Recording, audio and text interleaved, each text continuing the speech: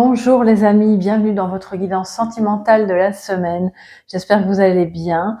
C'est donc une guidance à thème, comme toutes les guidances que je fais chaque week-end. Et vous avez, j'espère, eu l'occasion de regarder le tarot thème qui est arrivé plus tard, mais je vous explique en début de vidéo pourquoi. Donc, je vous invite à aller la voir parce que ça parle de la nouvelle lune et surtout des énergies qui suivent. Donc, n'hésitez pas à y aller. C'est valable évidemment pour la quinzaine qui suit, en tout cas jusqu'à la pleine lune.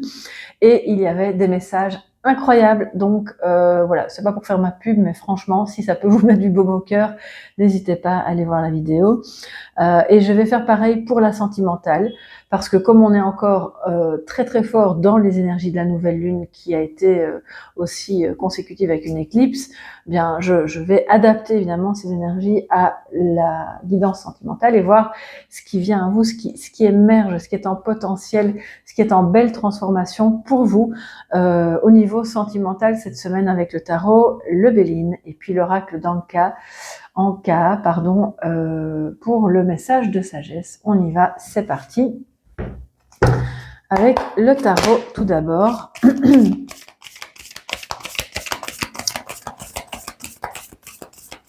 Alors, je vais prendre 3 cartes de tarot, 3 cartes du Béline et une carte de l'oracle d'Anka. Ça, vous savez tout.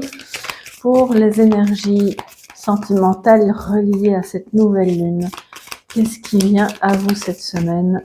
Qu'est-ce qui est et dans la quinzaine, bien sûr, qu'est-ce qui est en potentiel, en transformation et en manifestation pour vous au niveau sentimental? Le jugement, waouh, ça commence fort. Une renaissance, les amis.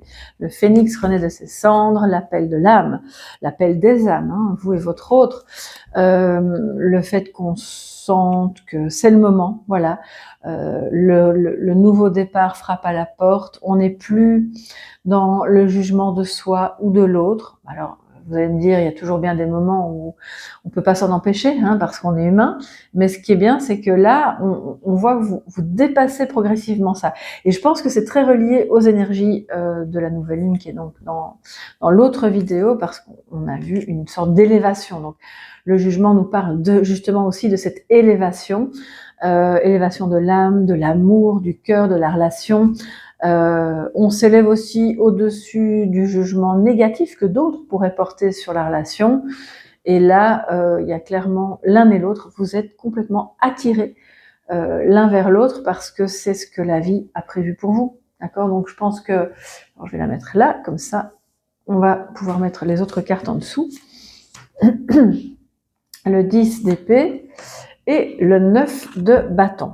Donc on est là dans la prévoyance par rapport à la suite. Ben oui, quand on a quelque chose qui commence, quand on renaît de ses cendres, le début peut parfois être un peu laborieux, on va pas se le cacher, surtout s'il y a eu des mises au point, des disputes, une absence, je sais pas, une séparation ou une distance géographique. En tout cas, là, vous repartez sur des nouvelles bases. On voit que vous vous relevez, clairement, hein, parce que vous voyez, les épées sont enfoncées, mais le soleil l'aube est déjà là.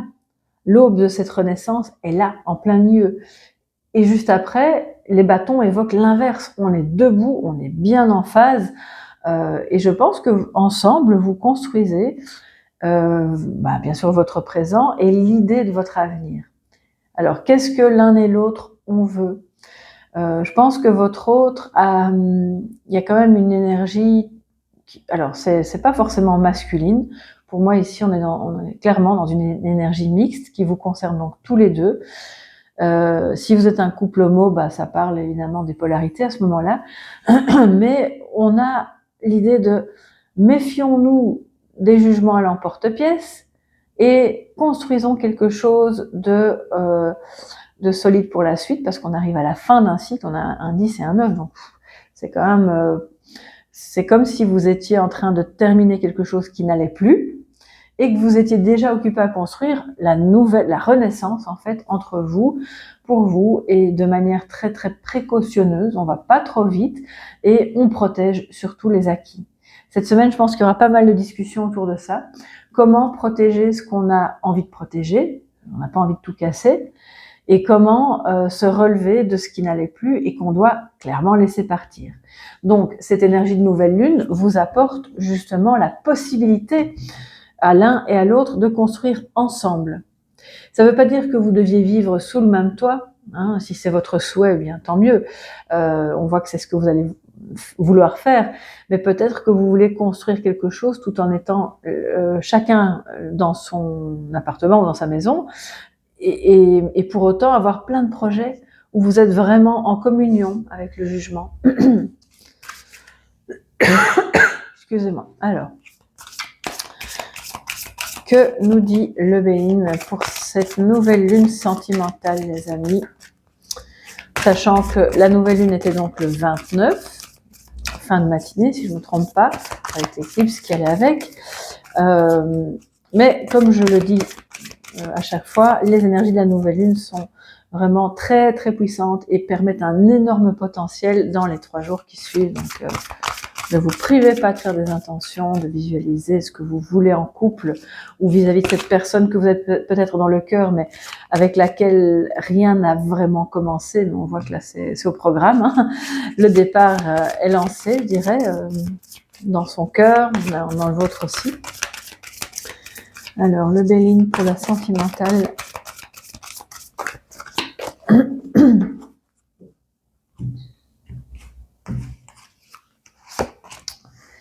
La nativité et l'horoscope, les pourparlers, je vous ai dit, hein, vous allez mettre les choses au point, qu'est-ce qu'on veut, qu'est-ce qu'on veut pas, qu'est-ce qu'on protège, qu'est-ce qu'on construit, de la négociation, parce qu'on se rend compte que il y en a un de vous deux qui se sent clairement abattu. Hein, d'accord, vous le voyez bien, je pense que j'ai pas besoin de faire un dessin supplémentaire. Le 10 d'épée, c'est quand même un sentiment d'abattement, mais qui n'est pas, je dirais, qui n'est pas suffisant que pour que vous abdiquiez.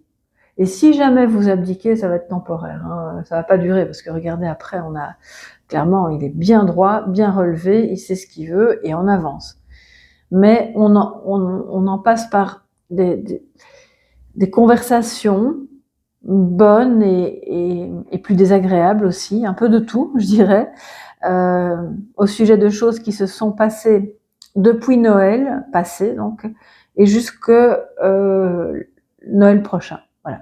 Donc c'est long, hein, c'est une période d'1 an, mais c'est maintenant, dans ces énergies de nouvelle lune, que ça vient à vous. Et en fait, je pense pas que vous allez pouvoir échapper à cette conversation, parce que quelque part, vous en avez besoin, vous la voulez aussi, vous la voulez tous les deux. Et ça va vraiment permettre une renaissance qui, soyons patients, et c'est de toute façon le 9 de bâton, là clairement il est méfiant, donc quelque part il ne va pas être impulsif. Et les plus belles choses vont se passer aux alentours du mois de décembre prochain, d'accord, donc, enfin prochain, 2025. Donc, mais ça vaut la peine vraiment de profiter de ce moment-là maintenant, parce que tout ce que vous allez faire maintenant, visualiser maintenant, discuter maintenant et construire maintenant, aura un effet et un impact positif, très visible et très manifeste d'ici quelques mois. Et l'accident, alors oui, donc ne stressez pas en voyant ces cartes, c'est justement ça qui est intéressant, c'est qu'on prévoit les choses de manière très rationnelle et précautionneuse pour éviter les accidents. Accident de parcours, accident... Alors l'accident, ça peut évoquer plein de choses. De nouveau, on a cette tour ça rejoint, il y avait déjà la carte... Ça, c'était pas la même, c'était la ruine, mais bon, ça ressemble assez fort. Il y a beaucoup de prise de conscience sur ce qu'il faut faire et ne plus faire pour pouvoir renaître et se sentir...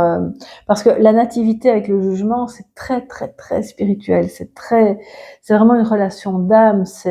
Il y a quelque chose de christique, hein, qui passe ici, et de très lumineux, pour éclairer une scène de quelque chose qui ne fonctionne plus. 38, on a donc excusez-moi, j'ai besoin de tousser. Voilà. En réduction numérologique, ça fait 11. Donc, on a vraiment, alors ici, c'est le 20, on a un lien d'âme, les amis. On a clairement un lien d'âme, et vous avez besoin d'accorder vos violons pour petit à petit faire renaître quelque chose de merveilleux en fait, qui est là en potentiel, mais qui a souffert d'accidents de parcours qui peuvent être de tout ordre, hein, donc ça peut être relationnel, ça peut être personnel, professionnel, financier. Bon, ça c'est vous qui savez, mais là on le voit maintenant, on va dans le bon sens parce que autant lui que vous, il regarde la renaissance. Et il regarde aussi tout ce qui a mené à la perte. Donc voilà, on sait bien, une relation, c'est pas tout rose, même si vous l'aimez et il vous aime de tout son cœur. Fatalement, il y a des choses à régler, il y a des négociations à avoir, des compromis à trouver pour pouvoir réparer en fait ce qui doit l'être et avancer en toute sérénité. Alors les amis, on me dit, okay, je dois prendre la suivante. J'avais dit cette carte, c'est pas grave, hein, c'est pas moi qui décide. La beauté, voilà. Ah, écoutez, moi je pense, j'écoute toujours. Quand je reçois un message, un mot, j'écoute. Et puis après, ça aurait pu être une carte affreuse. Et heureusement, c'est pas le cas. C'est une très belle carte parce que oui, évidemment que ce que vous construisez va être magnifique. Cette fleur, cette rose, déjà, elle sent super bon. Hein. Et puis, elle est le symbole de l'amour que vous portez l'un et l'autre. Et du fait que, en fait, cette relation est tellement forte que même quand vous vivez des moments qui semblent être bon ben là on arrive au bout, je suis pas sûre qu'on va pouvoir rester ensemble, en fait il y a chaque fois une renaissance. Il y a chaque fois quelque chose de beau qui peut éclore parce que vous êtes de plus en plus à même de porter un jugement positif sur des événements qui à la base, en apparence, ont l'air de ne pas être positifs. Et c'est sur un terrain accidenté que cette jolie fleur va renaître, d'accord? Donc, ces énergies de nouvelle lune sont très puissantes, on le voit une fois de plus dans la sentimentale, et vous aurez évidemment tout le loisir d'aller préparer, en fait, avec le 9 de bâton, le terrain de la relation, de ce que vous voulez dans votre couple, entre maintenant et la fin de l'année 2025. Et ça va être très beau. Je pense que vous allez vivre de beaux moments d'amour partagé, après être passé par sentiment d'abattement, des conversations interminables qui semblent ne déboucher sur rien, eh bien détrompez-vous, ça va déboucher sur quelque chose de très très beau. Donc on ne perd pas espoir, hein, les amis, on commence par le jugement, qui est l'appel de l'âme, et puis on termine par la beauté. Je pense que ça mérite bien un petit détour par quelque chose d'un peu plus sombre, certes, mais c'est une évidence. Vous ne pouvez pas faire l'économie. C'est comme un travail de l'ombre, en fait, mais fait dans le couple. Alors, les amis, le message de sagesse avec l'oracle d'Anka.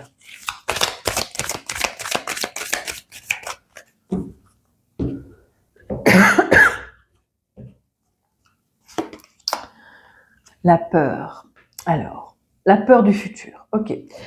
Ben, ça rejoint les deux dernières cartes. Hein. Donc, on prévoit, on est un petit peu méfiant. Peut-être que vous serez un peu méfiant parce que vous craignez que de nouveau il y ait des problèmes, que le couple casse ou que ce soit pas le couple qui casse, mais vos projets et puis tout est en stand-by parce que il y a eu des imprévus fort désagréables et du coup vous êtes là à vous demander quand enfin ça va pouvoir se débloquer.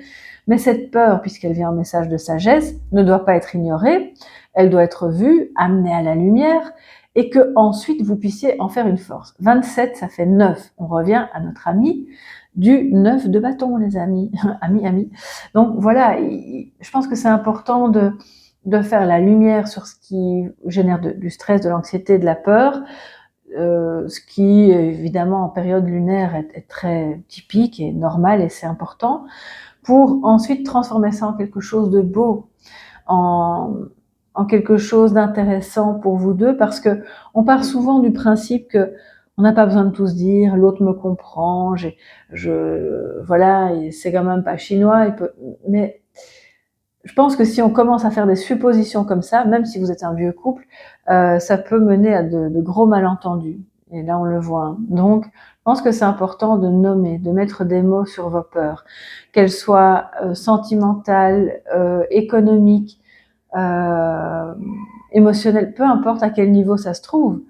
Et une fois que vous aurez mis des mots là-dessus et conscientisé, alors là, vous allez pouvoir vous élever au-dessus de tout ça et en faire une force pour votre couple dès maintenant, pendant ces énergies de nouvelle lune.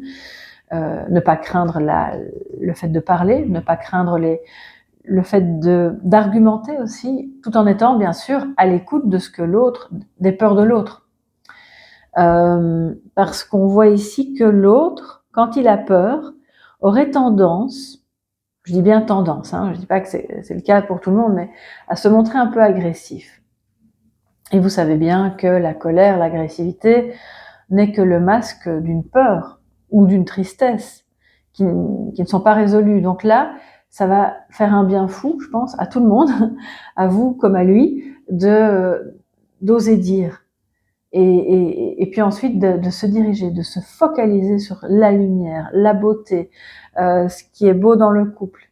Voilà, pour justement réparer ce qui doit l'être et surtout ne pas laisser l'ego prendre toute la place. Ah, l'ego, hein, on sait bien, il est parfois un peu envahissant, mais on en a besoin, donc on va juste le remettre à sa place, là où il doit être, ni plus ni moins. Voilà pour cette semaine sentimentale, et puis surtout pour la quinzaine lunaire, on va dire, et les énergies de potentialisation au niveau de la nouvelle lune. Donc il y a clairement une rencontre d'âme ou une renaissance, et je pense des compromis à faire l'un et l'autre pour pouvoir renaître, et ça va être de toute beauté. Voilà mes chers amis, je vous embrasse très très fort, chacun et chacune. Prenez bien soin de vous, de votre couple, de votre amour, de tout ce qui est beau, de tout ce que vous trouvez beau dans la vie. Et puis on se retrouve demain dans le Café Tarot du lundi. D'ici là, si vous avez besoin d'une guidance privée, vous me contactez à soleillevent@yahoo.com ou bien vous allez sur mon site www.soleillevent.com. Et puis portez-vous bien, très très beau dimanche et à demain. Bye bye.